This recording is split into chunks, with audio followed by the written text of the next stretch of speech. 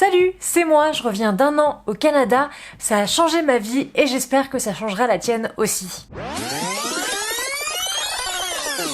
Je sais pas si vous avez remarqué, mais j'ai quitté la YouTube sphère pendant 1 an et demi parce que je suis partie habiter au Canada, voilà, et que j'ai déconnecté avec tout, avec les réseaux sociaux, avec le passé, les mauvaises relations, etc., etc., pour prendre un nouveau départ et franchement ça a changé ma vie vraiment. Donc j'avais envie de parler de ça avec vous et surtout vous avez été nombreux, mais vraiment très nombreux à me poser des questions sur Instagram et à suivre mon voyage sur Instagram parce que j'ai quasiment rien publié sur YouTube au sujet de ce voyage parce que j'avais vraiment envie de prendre du temps pour moi et pas de créer, de faire pour les autres, mais juste avoir du temps pour moi. Donc il y a énormément de stories sur mon année au Canada qui sont dispo sur mon Insta, je vous laisse jeter un œil si ça vous intéresse. Et je suis partie faire ce qui s'appelle un PVT. Donc un PVT c'est quoi? C'est un permis vacances travail. Voilà, c'est un visa qui te permet à la fois de travailler si t'as envie, si t'as besoin de sous, mais également de voyager absolument à ta guise pendant 2 ans. Donc faut savoir que moi je suis partie à Montréal, j'ai décidé de partir à Montréal, au Québec,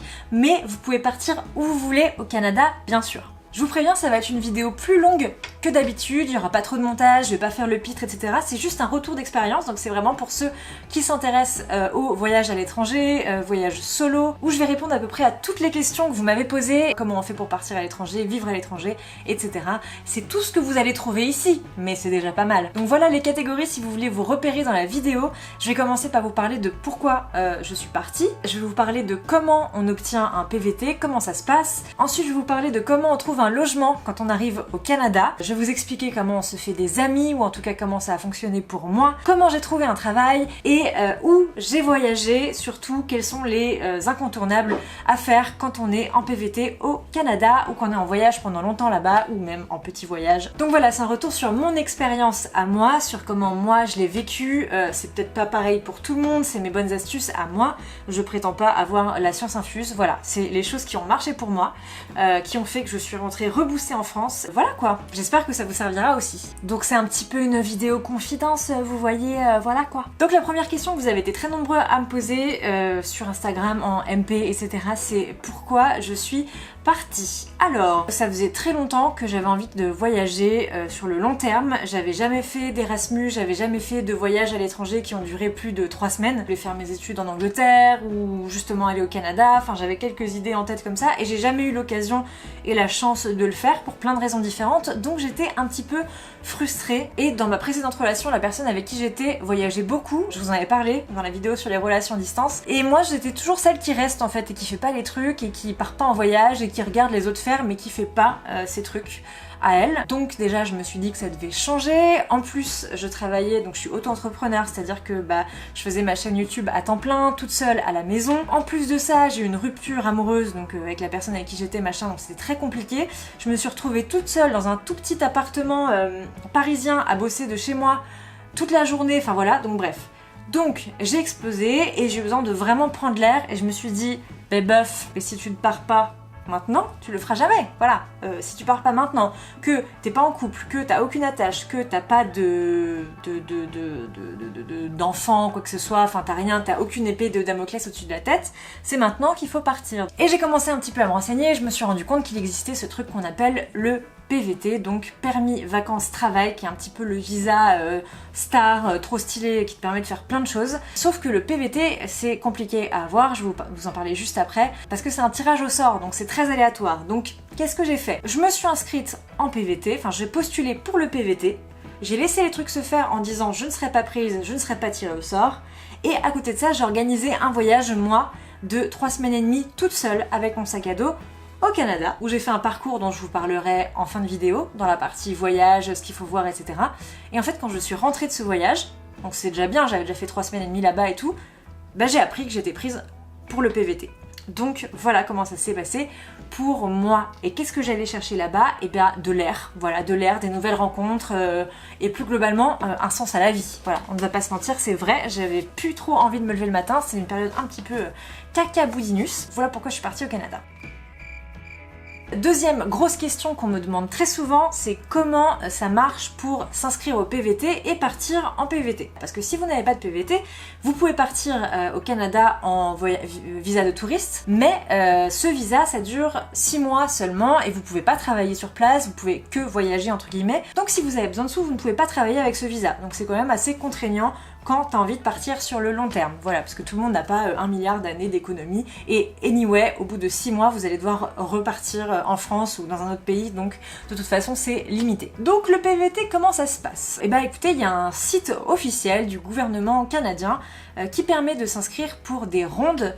Ce qui s'appelle, c'est en fait un système de tirage au sort qui ont lieu, je crois, alors voilà, pareil, je suis pas membre du gouvernement du Canada, donc je vous donne des infos globales qui sont, c'est sûr, à 90% vraies, mais peut-être que depuis ça a été modifié, ça a été ajusté. Je vous donne globalement les grandes idées sur comment ça se passe. Donc ces rondes, elles ont lieu, il me semble, de octobre à mai-juin, et en fait, chaque semaine, il y a un quota de places qui est attribué à des Français pour obtenir ce PVT et partir au Canada. Sauf que tu sais pas à l'avance combien de places il va y avoir cette semaine et combien de gens vont être tirés au sort, c'est complètement aléatoire. Ça n'a rien à voir avec les diplômes que vous avez, le travail que vous avez, ce que vous avez fait dans la vie, c'est 100% random. Ils sont pas exigeants par rapport à ça, c'est pas un truc de tu ne peux y aller que si t'as fait de grandes études ou un truc très précis qui fait que t'es intéressant pour eux plus qu'un autre, pas du tout. Non, là vraiment tout le monde a sa chance, donc ça c'est bien, c'est aussi la force du tirage au sort, c'est que tout le monde est sur un pied d'égalité face au hasard. Et donc chaque semaine, t'as 250 Français,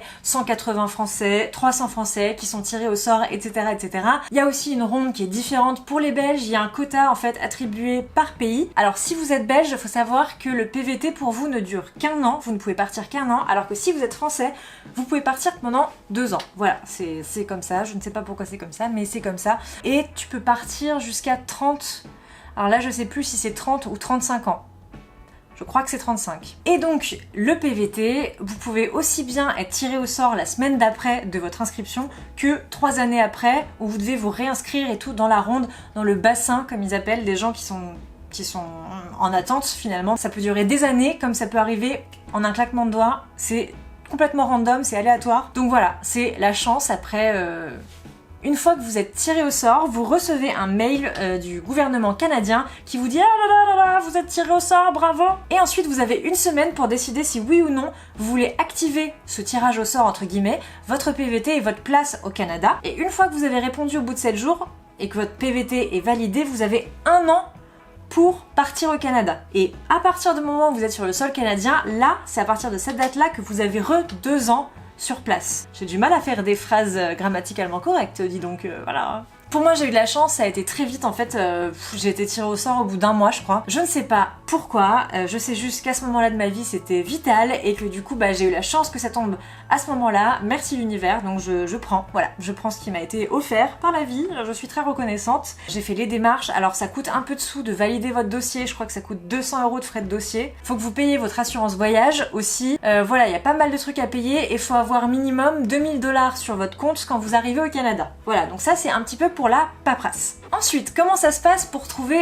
un logement? Donc moi je suis allée à Montréal, voilà, j'ai décidé d'aller à Montréal parce que je me suis dit aller de l'autre côté de l'Atlantique toute seule c'est bien. J'étais déjà allée à Montréal en fait, donc cette ville je la connaissais, je savais que je l'aimais bien. On parle français à Montréal, voilà, on parle québécois, enfin voilà, mais donc du coup on peut se comprendre facilement, j'ai pas à parler anglais, il y aura moins la barrière de la langue que dans une ville anglophone, donc c'est pour ça que j'ai choisi Montréal. J'avais l'impression que c'était un choix un peu lâche, entre guillemets, qui me permettait voilà, d'avoir la satisfaction d'être partie, mais tout en ayant un peu une sécurité de la maison et de pas être complètement dépaysé non plus. En plus géographiquement, bah, quand tu vas dans l'ouest du Canada, ça y est, t'es à 2 fois plus, enfin t'es à 10 heures de vol de la France, alors que quand t'es à Montréal, t'es à 6-7 heures. Donc c'est un peu plus jouable si tu veux faire des allers-retours ou si t'as des potes qui viennent, donc les billets sont moins chers, enfin voilà, je me suis dit que Montréal c'était une bonne solution. Il y a plein de plateaux de stand-up, il y a plein de trucs d'humour, enfin voilà, je me suis dit que cette ville allait être chouette et je n'ai pas été déçue. Donc voilà, votre PVT vous permet de partir dans plein de villes différentes du Canada, hein. Vous n'êtes pas obligé d'aller à Montréal, vous pouvez aller n'importe où, à Vancouver, à Chicoutimi, peu importe, à Pétaouchnok, vous allez où vous voulez dans le pays. Et donc trouver un logement, bah tout le monde disait bah tu verras, c'est facile, etc. Moi faut savoir que dès le moment où j'ai eu mon PVT, j'ai prévu de partir genre 1 mois et demi après. Donc ça me laissait pas 1000 ans pour organiser. Mais je me suis dit, là franchement je pars toute seule avec mes valises, mes trucs, il faut au moins que j'ai un truc là-bas de concret, parce que je ne savais pas ni ce que j'allais faire. Tout ce que je voulais faire moi c'était prendre l'air, mais je savais pas concrètement ce que j'allais faire. Donc tout le monde me dit ça, mais tu pars au Canada, mais pendant 2 ans, mais tu vas faire quoi? T'as un travail là-bas? Tu sais où tu vas habiter? Bah non, en fait je savais pas, j'avais aucune réponse à ces questions, et je me suis dit que ça serait peut-être bien d'avoir un truc un peu concret, au moins un logement, parce que moi tout ce que je répondais c'était bah non, je vais prendre l'air, qu'est-ce qu'il y a? Donc du coup je me suis dit que ça serait cool, et même pour moi c'était rassurant d'arriver en ayant déjà un logement sur place. Pour trouver un logement, il y a plein d'annonces sur différents sites. Déjà sur Facebook, il y a énormément de pages Facebook, genre colocation à Montréal, les Français à Montréal, où il y a des petites annonces coloc Montréal, etc. etc. Il y a aussi un autre site qui est très connu au Canada qui s'appelle Kijiji, qui est une sorte d'équivalent de Le Bon Coin en France, parce que c'est une ville où il y a beaucoup de turnover, les gens rentrent, partent, viennent, arrivent. Du coup, il y a très souvent des apparts qui sont mis à dispo. Et donc on m'a dit, tu verras, c'est très facile de trouver un appart, tu trouves comme ça, blablabla. C'est pas trop cher en plus, gna gna gna. Le quartier le plus connu, là où il y a tous les Français, c'est le Plateau, qui est un quartier quand même assez central dans la ville. Moi, c'est le quartier que je préfère, sauf que c'est devenu un running gag parce que tous les Français sont là-bas. Il y a plus de Français que de Québécois, limite, on dirait, dans ce quartier. Donc, c'est cool aussi parfois de s'excentrer un peu. Il y a le Mile End aussi, qui est un quartier qui est très chouette. Il y en a plein d'autres des quartiers. Et moi, je voulais habiter dans le Plateau, bien sûr. Voilà. Pareil, parce que j'avais ce truc de, au moins, je sais qu'il y a d'autres Français là-bas. Je vais pas être complètement perdue, déboussolée. J'aurai un petit peu de la maison avec moi. Et donc, après, en fait, tu postules, voilà, tu réponds à des petites annonces à distance. Sauf qu'à distance ça marche pas vraiment, c'est-à-dire que j'ai eu plein d'entretiens par Skype pour des colocs, etc. Mais les gens me donnaient jamais de réponse, enfin c'était un peu flou, je quémandais pour avoir des mails et ou machin, on me disait écoute, nous on a pris quelqu'un qui s'est déplacé directement parce que la visite se fait ce soir à Montréal et moi j'étais encore à Paris. Donc en fait en gros c'était très compliqué de faire des visites d'appart entre guillemets à distance et de réserver un appartement avant d'être sur place. Et tout le monde me disait t'inquiète, tu verras, dès que t'es sur place, tu trouves comme ça, tu trouves super vite, etc. Et c'est vrai, et c'est comme ça que ça marche. Donc je sais que c'est inquiétant de ne pas avoir de logement avant de partir, mais c'est sûr, vous allez trouver un logement rapidement, c'est sûr. En tout cas, c'est ce que tout le monde m'a dit et c'est comme ça que ça s'est passé pour moi aussi. J'ai mis moins d'1 semaine, je crois, à trouver un logement. Donc j'ai abandonné l'idée de trouver un logement avant de partir. Je suis partie, je me suis pris quelques jours en auberge de jeunesse, une auberge super cool qui s'appelle le M Montréal. Et donc voilà, j'étais dans une chambre, une grande chambre, un grand dortoir mixte, donc dans cette auberge qui s'appelle le M Montréal, parce que c'était pas très cher, parce qu'il y a un énorme toit terrasse dans cette auberge avec un jacuzzi sur le toit. Donc moi je me suis dit oula, attends, déjà que peut-être ça va être difficile de partir, enfin de voilà, me séparer de ma mère, mes proches, etc. Ça va peut-être être compliqué, donc chouchoute-toi un peu.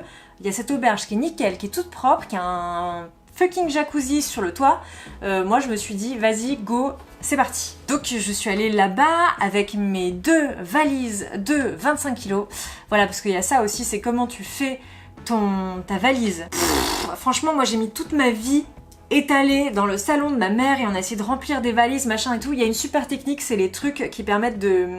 vous savez les sacs en plastique que tu aspires, les trucs, je sais plus comment ça s'appelle, qui permettent d'écraser un peu les fringues parce que ça enlève l'air superflu entre les vêtements.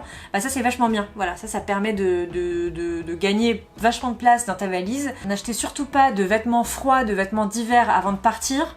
Soit vous en avez et vous pouvez les emmener et c'est tant mieux, mais là-bas il va faire jusqu'à -30, etc. Donc faut être quand même bien couvert, faut avoir un bon équipement. Soit vous n'en avez pas, mais n'en achetez pas avant de partir, il y en aura sur place. Donc moi dans ma valise j'ai mis en fait des pièces que j'adorais, qui me mettaient du baume au cœur, parce que pareil je me suis dit putain, je vais être déracinée, déboussolée, je vais arriver dans un endroit, dans une chambre qui n'est pas la mienne, que je connais pas, dans un appart que je connais pas, dans une ville que je connais peu. Enfin voilà, donc je me suis chouchoutée, je me suis pris une guirlande pour décorer mes trucs, ma guirlande lumineuse, même si c'était pas le truc le plus pratique. Je me suis pris un pyjama que j'adore, je me suis pris, voilà, après quelques basiques, mais globalement j'ai pris un peu des fringues pratiques, mais aussi coup de cœur pour me sentir bien dès que j'arrive là-bas. Quelques éléments de déco aussi que j'ai ramenés, enfin des posters, des trucs à accrocher, voilà, des photos de mes proches, voilà, j'ai mis des, voilà, j'ai fait une valise un peu cœur, amour, mimi quoi. Ah oui, évidemment, pour me rassurer aussi, j'avais acheté plusieurs guides, j'avais acheté 2 guides sur le Canada, de 2 éditions différentes, j'avais acheté un guide de traduire le québécois avec le français, de machin et tout. Évidemment, je ne m'en suis pas servi. Déjà, il y a une bibliothèque publique gratuite à Montréal qui vous permet de louer des livres gratos, donc des guides, il y en a plein. Ne vous encombrez pas avec ça de guides, vous n'allez pas les lire, vous n'allez pas en avoir besoin, il y aura toujours des potes autour de vous qui en auront, ça va vous coûter des sous, ça va être extrêmement lourd dans votre valise et vous allez voir, les petits kilos vont être très précieux. Et donc je reprends sur le logement, donc voilà, j'étais dans cette auberge de jeunesse, je m'y sentais bien, c'était propre, il y avait du wifi, il y avait plein de gens différents, enfin je me sentais pas toute seule, donc ça m'a évité d'avoir un petit peu le blues de l'arrivée. Donc ça c'est cool, plutôt que, moi j'opterais en tout cas pour une auberge de jeunesse plutôt qu'un Airbnb, parce que le Airbnb t'es tout seul avec toi-même, t'arrives déjà, c'est dur de partir, de machin, et t'es là, t'es solo, franchement... Moi j'ai opté pour le choix de l'auberge de jeunesse et c'est ce que je conseille à tout le monde parce qu'au moins on ne se sent pas seul. T'es pas obligé de parler à des gens si t'as pas envie, tu peux le faire si t'as envie, tu sais en tout cas que t'es pas dans ton coin. Donc voilà, moi pour les premiers jours à Montréal ou au Canada, je vous conseille vraiment l'auberge de jeunesse. En plus c'est pas trop cher, donc voilà. Et du coup ça n'a pas loupé, j'ai trouvé un appart très rapidement, j'ai fait une première visite, un appart qui me plaisait pas du tout, on était 15 000 sur le coup, il y avait l'air d'avoir une mauvaise ambiance dans la coloc, enfin c'était pas foufou, donc voilà, j'ai pas donné suite à cette visite, mais le lendemain j'en ai visité un, j'étais la première en fait à faire la visite, c'était pile dans le quartier que je voulais, dans le plateau, l'appart avait l'air un peu vieillot, mais il était pas cher, 2, les colocs avaient l'air ok, ma chambre était parfaite pour moi, sur le sol il y avait du parquet, la petite fenêtre donnait sur un parc trop mignon, et c'était surtout super central. Autour il y avait plein de trucs chouettes, des restaurants, des cinémas, des salles de spectacle, je me suis dit qu'au moins j'aurais plein de choses à faire. Voilà comment on trouve un logement. L'étape d'après c'était de me faire des potes bien sûr parce que je ne connaissais pas grand monde. Il y a eu plusieurs méthodes pour trouver des amis. J'avais un pote du lycée qui avait déménagé à Montréal qui habitait là-bas. On s'est fait des soirées jeux, des jeux de cartes, on a été au resto avec des potes à lui, etc. Donc j'ai eu ce groupe d'amis qui s'est ouvert à moi, on va dire. Je me suis inscrite aussi à un cours d'impro, donc ça m'a permis de rencontrer d'autres gens, de rigoler avec eux, enfin voilà. Il y a aussi plein d'événements sur les pages Facebook, pareil, des Français à Montréal, etc. Il y a plein d'événements de type les jeudis entre Français, je sais pas quoi, donc là c'est plus pour rencontrer des Français, moins des Québécois, mais c'est toujours cool de rencontrer des gens qui soient Québécois ou Français. Là c'est des soirées dans des bars où vous papotez avec des gens, vous partagez votre expérience, etc.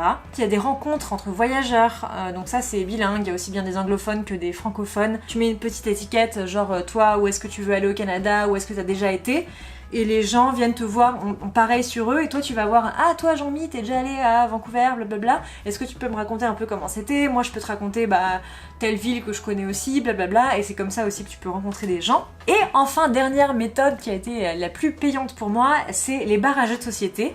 Voilà, parce qu'il y a plein de bars à jeux de société à Montréal, notamment il y a le Randolph, voilà, que j'adorais, qui est rue Saint-Denis, et tous les lundis il y a une soirée qui s'appelle le Club Social. C'est fait pour les gens qui ne connaissent personne, ou alors si tu veux venir à plusieurs, tu peux y aller aussi pour rencontrer des nouveaux gens. En gros, le principe du Club Social, c'est que tu viens à un ou à plusieurs et tu joues avec des gens que tu connais pas à des nouveaux jeux chaque semaine. Donc l'animateur est là pour t'expliquer les règles, il te parle des nouveaux jeux, tu choisis le jeu auquel tu veux jouer et les gens se greffent en disant moi, paf, et ensuite tu fais des parties avec des gens qu'à la base tu connais pas. Et c'est comme ça que je me suis fait mes meilleurs potes sur place, qui ensuite ont été mes potes tout du long pendant mon année à Montréal. Donc très vite je me suis fait des copains comme ça. Il y a Tinder aussi qui m'a permis de voir quelques garçons. Voilà quoi. Oh.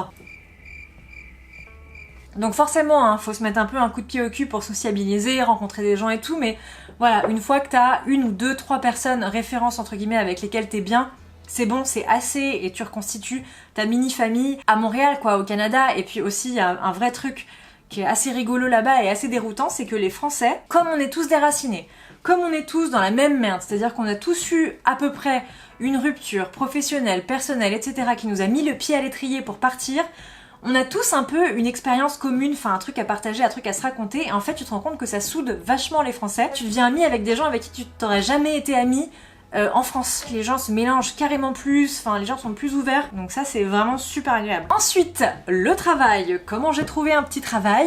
Comme c'est une ville où il y a beaucoup de passages, de gens qui viennent, de gens qui partent, et ben il y a beaucoup de petits boulots. Il y a une boulangerie qui s'appelle Première Moisson, où t'as tous les Français qui vont travailler, t'as évidemment les Starbucks, les restaurants, enfin t'as tous ces trucs là en mode petit boulot. Enfin ça dépend ce que vous voulez. Est-ce que vous voulez travailler sur le long terme ou sur le court terme? Moi je voulais un truc sans engagement, pas trop compliqué, et du coup je suis allée travailler dans un escape game. Voilà, c'est-à-dire que je suis arrivée à Montréal, je savais ce que je voulais absolument faire un temps partiel dans un escape game, et du coup j'ai fait en sorte que ça arrive. J'ai peut-être eu de la chance aussi, c'était peut-être le bon moment, etc. Mais en tout cas, bah voilà, c'est ce que je voulais et c'est ce qui s'est passé. Faut savoir que les CV sont très différents là-bas, vous pouvez chercher des modèles sur internet.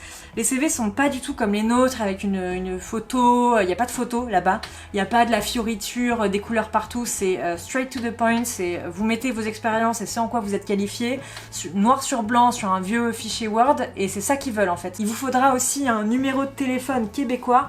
Faut savoir que les forfaits sont très chers là-bas, les forfaits téléphoniques, mais avoir un numéro de téléphone, ça montre que vous êtes bien en place, bien ancré dans la ville. Si vous arrivez avec un numéro français, votre employeur, ça va le saouler. Donc voilà, dans l'idéal, si vous voulez mettre toutes les chances de votre côté, il faut un numéro québécois et un CV bien dans les normes québécoises. Et donc moi, bah, j'étais prise dans mon escape game. J'ai fait 4 mois là-bas, à temps partiel, mais ça me saoulait parce que je faisais des missions de l'escape game, mais je faisais aussi des trucs genre le ménage, passer la serpillière, nettoyer les chiottes, enfin bref, j'en ai fait vite le tour. J'ai grappillé les sous que je pouvais grappiller et après j'ai dit allez ciao bye, et pendant 6 mois ensuite j'ai fait que voyager. Il y a aussi un truc très cool à Montréal que tu peux faire et être rémunéré, c'est des tests de jeux vidéo. Voilà, il y a plein de boîtes de jeux vidéo qui cherchent des gens, des testeurs de tous les profils, des hommes, des femmes, des joueurs très expérimentés, des joueurs pas du tout expérimentés, des gens qui aiment bien jouer aux jeux avec les histoires à choix multiples, genre Choices, ou aux gros trucs de gamer, ou des FPS où tu dois tirer sur des gens, enfin bref. Ils cherchent vraiment tout type de profil, donc si vous aimez bien les jeux vidéo, vous pouvez postuler à ça. Moi je me suis fait 200 balles quand même en testant un jeu vidéo qu'en plus j'adore. Franchement, c'est un bon moyen de se faire des sous aussi. Voilà, et je crois qu'on en est à la dernière partie, c'est comment tu voyages, où tu voyages, etc. Dans la première partie de mon voyage, qui a duré donc 1 mois avant mon PVT, je suis allée dans l'Ouest canadien. Je vous repartage la vidéo que j'ai faite sur le sujet, vous allez voir un peu ce que j'ai vu, je pense que ça va vraiment vous donner envie de partir, franchement. C'était un des plus beaux voyages de toute ma vie. Enfin, l'Ouest canadien, moi je suis amoureuse de cette région-là. Donc c'est la Colombie-Britannique, voilà. Donc j'ai fait la Colombie-Britannique. Je suis allée jusqu'aux Rocheuses. Enfin, je suis rentrée un peu dans les terres jusqu'aux Rocheuses. C'est ces montagnes avec des lacs turquoises qui sont absolument oufissimes. Enfin voilà, moi je vous conseille vraiment d'y aller. Enfin, pour moi les Rocheuses c'est un incontournable du Canada. La Colombie-Britannique aussi, c'est des paysages très gris pour le coup. Alors, dans les Rocheuses, il y a des montagnes, des ours, des lacs turquoises, c'est ouf, des chalets en bois rond, des feux de camp. La Colombie-Britannique, c'est aussi magnifique parce que il y a une ambiance un petit peu gris-bleu, il fait tout le temps... je sais pas, il y a tout le temps du brouillard, il fait tout le temps un temps pluvieux, un temps lourd, ça fait un temps à la Twilight vraiment, et c'est ça que j'adore là-bas. Il y a beaucoup d'arbres, beaucoup de forêts, c'est très humide, donc très boisé, c'est vraiment trop beau comme région, il y a beaucoup de rochers sur le bord de l'océan, il y a des vagues, il y a des surfeurs, c'est une région pour les surfeurs aussi. Il y a l'île notamment de... Enfin, il y a la ville de Tofino qui est sur l'île de Vancouver où il y a énormément... En fait, c'est la capitale du surf canadienne. Donc voilà, j'ai fait du surf là-bas pour la première fois de ma vie dans un océan à 7 degrés où il y avait des otaries à côté de moi. Enfin, c'était un délire total, voilà. Donc pendant les 3 semaines et demie, j'ai fait ça. J'ai fait Vancouver, les Rocheuses, l'île de Vancouver, j'ai été aux États-Unis aussi, je suis descendue, j'ai passé la frontière en train, j'ai pris le Amtrak, je crois que c'est, qui va jusqu'à Portland en passant par Seattle. Et voilà, j'ai été jusqu'aux États-Unis, j'ai fait un road trip en voiture, enfin il y a plein de choses qui sont possibles. Regardez Haida Gwaii aussi, je crois que ça s'appelle, c'est pareil, une île magnifique avec, c'est ouf, il y a des orques, il y a des otaries. Pour l'est du Canada, faut faire la Gaspésie aussi, selon moi, c'est toute une côte en fait que vous longez, il y a des petites maisons de toutes les couleurs, c'est vraiment trop beau. Il y a la Nouvelle-Écosse qui est magnifique avec Cap-Breton. Moi j'ai pas eu la chance d'y aller, mais regardez les photos, vous allez voir, enfin franchement, si vous pouvez l'inclure dans votre voyage, faites-le. Ensuite quand vous remontez au-dessus de Montréal, il y a Québec, Chicoutimi, etc. Il y a la Mauricie, enfin c'est vraiment... Ça c'est beaucoup, c'est très nature en fait. De toute façon le Canada c'est très nature hein, mais c'est assez ouf, les parcs sont énormes, il y a plein de randonnées à faire très sympa, plus ou moins compliquées si, en fonction de de vos appétences en randonnée, n'est-ce pas? Et donc moi j'ai fait un truc de ouf, j'ai fait un truc qui s'appelle le Transcanadien. C'est un train qui traverse donc en large, en long, en large, bah les deux d'ailleurs, en long, en large et en travers le Canada. C'est la première ligne de chemin de fer en fait du Canada et le Transcanadien passe par cette ligne. À plein d'endroits sur le chemin de fer, il n'y a qu'une voie et donc du coup en fait tu croises des trains de marchandises tout le temps et en fait ton train est arrêté. Tu es toujours en retard. Donc parfois sur un trajet, tu peux avoir jusqu'à 80 heures de retard. Donc clairement si vous prenez le Transcanadien, ce n'est pas pour aller à un endroit à un moment précis, c'est vraiment pour le voyage et l'expérience du voyage. Enfin, ça fait un peu genre Orient Express, c'est un train dans lequel tu dors, qui met plusieurs jours pour voyager d'une ville à l'autre. Ça met jusqu'à 4 ou 5 jours selon bah voilà, l'espace entre les villes. Il y a des trains couchettes, tu peux dormir dans les trains couchettes, etc. Moi c'était trop cher, donc j'ai pris le truc le moins cher, et en fait tu dors sur ton siège. Voilà, donc c'est genre on dirait un TGV, et en fait tu dors en boule sur ton siège de TGV, et j'ai fait ça pendant un mois. C'était une expérience de ouf. Je suis allée de l'est à l'ouest, je suis revenue en train et je suis montée dans le nord. Je suis allée dans une ville, une des villes les plus au nord du Canada, qui est une ville qui s'appelle Churchill. C'est la ville des ours polaires. Je crois qu'il y a 800 habitants, que des locaux, enfin voilà, évidemment que des locaux. Il y a très peu de touristes parce que tu peux pas y aller en voiture. C'est une ville qui est inaccessible en voiture. Tu peux y aller soit en avion, soit avec ce train, et tu mets 2 jours pour y arriver depuis la ville au milieu avec un W, Winnipeg. C'était ouf. J'y suis pas allée à la période des ours polaires. La période des ours polaires c'est septembre et octobre il me semble. J'y suis pas allée à cette période là donc j'en ai pas vu, mais il y avait quand même de la neige, c'était un paysage lunaire, c'était magnifique, il y avait les tempêtes de neige, j'ai vu une aurore boréale. Oui, aussi on peut voir des aurores boréales là-bas, bien sûr. Un pote à moi a vu un renard polaire, enfin bon bref. On a vu des oies aussi, parce qu'il y a énormément d'oies au Canada. On pense que le symbole du Canada c'est l'ours, donc c'est l'ours oui, le caribou oui, mais il y a aussi l'oie, il y en a beaucoup. D'où la marque Canada Goose, vous voyez, Canada et Goose, oie. Bref, c'était ouf ce voyage en transcanadien, franchement j'en ai chié, j'ai mal dormi, je me suis trimballée avec un sac super lourd dans lequel il y avait des conserves, de thon, j'avais du pain de mie, j'avais que des trucs qui périment pas, j'avais de la soupe en poudre là, avec des vieux vermicelles, des trucs chinois, je sais pas, bref. Mais j'étais tellement heureuse, tous les matins tu te réveilles, t'as un paysage différent, enfin c'est la liberté totale, tu es complètement déboussolé parce que tu changes 3 fois de fuseau horaire sur le trajet, évidemment parce que tu traverses une durée extrêmement longue, enfin une distance extrêmement longue, donc tu changes de fuseau horaire, c'était une expérience de ouf. Tu te réveilles, tu sais pas où t'es, tu sais pas où t'en es sur la carte, t'as souvent très peu de réseau, donc faut prendre plein de choses pour s'occuper. Enfin voilà, moi j'ai pris de la lecture, donc j'avais pris des livres, j'avais pris mon iPad, parce qu'il y a des prises par contre dans le train, ça c'est bien, il y a des prises, donc vous pouvez toujours avoir votre téléphone chargé avec des jeux, ou votre iPad avec, ou votre e-book avec, voilà. Plutôt que prendre des livres, prenez des e-books, pardon. Prenez des livres mais numériques parce que vous avez pas envie quand vous partez un mois en sac à dos de vous trimballer des livres. Donc que ça soit les guides, etc., etc. Tout ce que vous voulez lire, vous les mettez en e-book sur votre iPad. Encore une fois, vous pouvez télécharger gratuitement plein de livres de la Bibliothèque de Montréal sur votre bidule, là, sur votre Kindle ou sur votre iPad ou whatever. Vous mettez ça là-dessus et vous pouvez lire, voilà. Prenez-vous des jeux aussi qui marchent hors connexion. Moi je me suis pris plein de jeux d'iPad, voilà, sur tablette. La tablette c'était vraiment ma meilleure amie parce que ça te permet de faire plein de trucs. Quand t'as du réseau, ça te permet de te connecter quand même à internet. Quand t'es dans une auberge de jeunesse, que tu fais une pause, etc. dans une ville. Et le reste du temps tu peux jouer, tu peux lire, enfin voilà. Je me suis pris ça. Je me suis mis des séries aussi dessus, voilà, pour les moments. Donc le train roule toujours, mais parfois il fait nuit, tu vois rien. Donc du coup bah voilà, puis tu sais comme il fait nuit, t'es un peu en mode t'es bien content d'avoir une petite série cocooning avec toi. Je m'étais pris un plaid aussi, comme ça j'avais pas froid.